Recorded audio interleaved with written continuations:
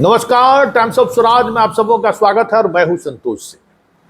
और आज हम टाइम्स ऑफ स्वराज में शिक्षक बहाली के उस महा घोटाले की चर्चा करने जा रहे हैं जिसकी चर्चा हम पिछले कई दिनों से कर रहे हैं और जिसकी तुलना हम मध्य प्रदेश के उस व्यापम घोटाले से कर रहे हैं, जिस व्यापम घोटाले की वजह से हजारों हजार ऐसे अभ्यर्थी सड़क पर रह गए जिन्हें पदाधिकारी और कर्मचारी के पद पर रहना था।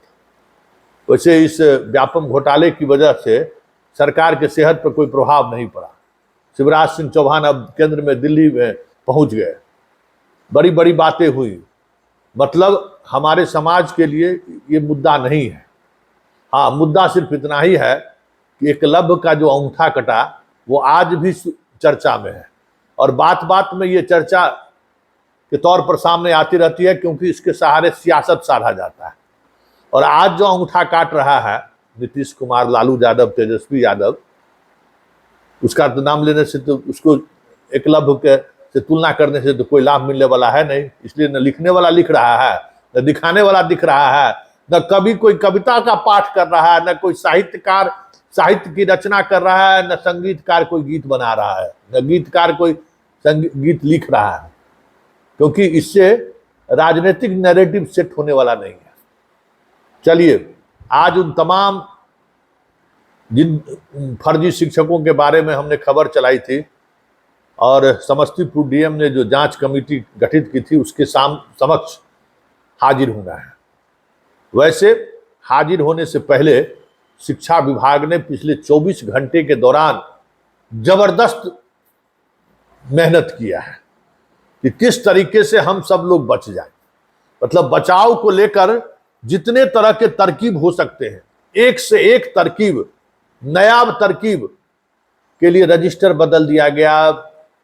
बहुत सारे ऐसे डॉक्यूमेंट्स हैं जिस डॉक्यूमेंट्स को डिस्ट्रॉय कर दिया गया। पूरा मौका था भी कि किसी तरीके से यह मामला पूरी तौर पर वो जो फर्जी तरीके से शिक्षक बहाली हुई है उस तक कार्रवाई में सिमट कर रह जाए, यानी उससे ज्यादा थोड़ा ऊंचा आवे। तो विभूतिपुर का जो प्रखंड शिक्षा पदाधिकारी जो गोवा में घूम रहे थे, पहुंच गए, कल शाम तक पहुंच गए और शिक्षा विभाग का आदेश का अनुपालन करते हुए एगो शिक्षिका पर एफआईआर भी दर्ज कर दिए हैं। वो समझ गए ना। मतलब बचने का पूरा तरकीब में शिक्षा विभाग के अधिकारी यहाँ लगे हुए हैं, जबकि इस खेल में डीपीओ स्थापना हो या डीपीओ सर्व शिक्षा अभियान हो, हर कहीं न कहीं किसी न किसी स्तर पर इन्वॉल्व है। हर किसी को पता है कि क्या खेल हो रहा है, लेकिन हर कोई चुप्पी साधे हुए था, क्योंकि ये आज से ये खेल नहीं चल रहा है। इस खेल के खिलाफ पिछले 7-8 महीने से कई लेवल पर पत्र लिखा जा चुका है जांच के लिए, लेकिन कहीं से जांच का आदेश तो दूर, ये जो मठाधीश है इन लोगों पर कोई कार्रवाई तक नहीं। आज जो एडीएम आपदा के अध्यक्षता में जो जांच कमेटी गठित हुई है उसके सामने सभी पक्षों को उपस्थित होना है। 11 लोगों को नोटिस जारी किया गया है, जिसमें प्रखंड शिक्षा पदाधिकारी विभूतिपुर है और बाकी वो शिक्षक और स्कूल के प्रिंसिपल जिनके यहाँ इन लोगों का अपॉइंटमेंट हुआ था, सारे डॉक्यूमेंट्स के साथ। अब देखना ये है कि देखिए, चोर कितना भी सफाई क्यों न कर दे, एक बात समझ लीजिए, कितना भी कुछ सफाई करने करो, लेकिन वो गलती नहीं करता है, वो ब्लंडर करता है। जो तीसरा पक्ष जैसे ही वहां पहुंचता है ना तो देख के हंसने लगता है कि अच्छा, इतना बड़ा एविडेंस तो चोरवा छोड़ कर चला गया है, तो इसको पकड़ना तो बहुत आसान हो गया है।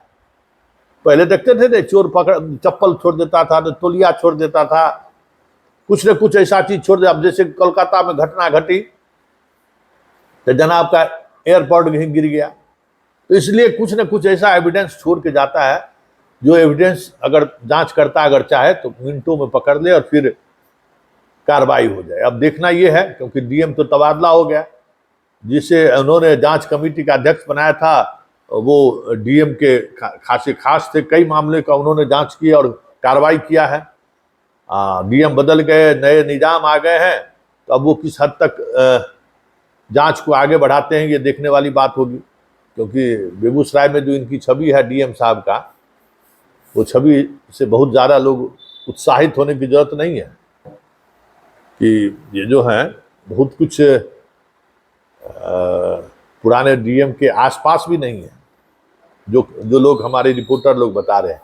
खैर, जाने सरकार की मर्जी, जिसको जहां भेजना है वो उसकी जिम्मेवारी है, वो भेजे।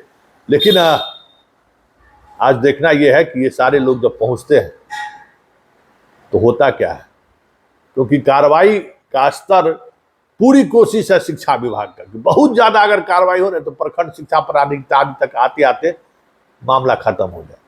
लेकिन जिला के डीपीओ स्थापना और डीपीओ सर्व शिक्षा अभियान, जिसकी जानकारी में संज्ञान में पिछले कई महीने से ये फर्जीवाड़ा का है, फिर भी वो कार्रवाई नहीं करते हैं, जबकि उन्हें लाभ पहुंचाते हैं। बताइए ना, शिक्षक जो ओरिजिनल शिक्षक है उसको वेतन नहीं मिल रहा है, उस बेचारा के अकाउंट पर सिर्फ मैसेज आ रहा है मोबाइल पर कि तुम्हारा सैलरी रिलीज हो गया है।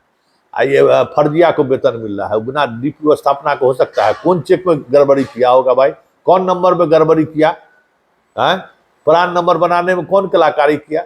चलिए अब देखते हैं कि एडीएम साहब किस तरीके से जांच करते हैं।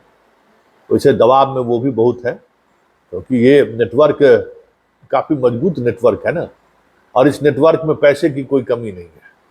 पैसा पानी की तरह लोग बहाता है, क्योंकि एक बार पैसा बहा दिया पानी की तरह तो फिर 20 बरस 25 बरस नौकरी करना है, सारा पैसा सूद समेत वसूला जाएगा। इसलिए पैसे का इस खेल में कोई कमी नहीं रहता है, और पैसे की वजह से पैरवी करने वाले की भी कोई कमी नहीं रहती है।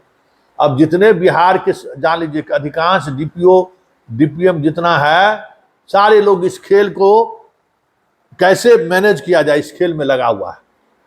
डीपीएम स्थापना और सर्व शिक्षा अभियान को कैसे बचाया जाए, उसके लिए एक से एक चीजें तोड़ काट इन लोगों को मुहैया कराया जा रहा है। वैसे आज पहली नोटिस में एडीएम ने भी डीपीएम स्थापना और सर्व शिक्षा अभियान को नहीं बुलाया है।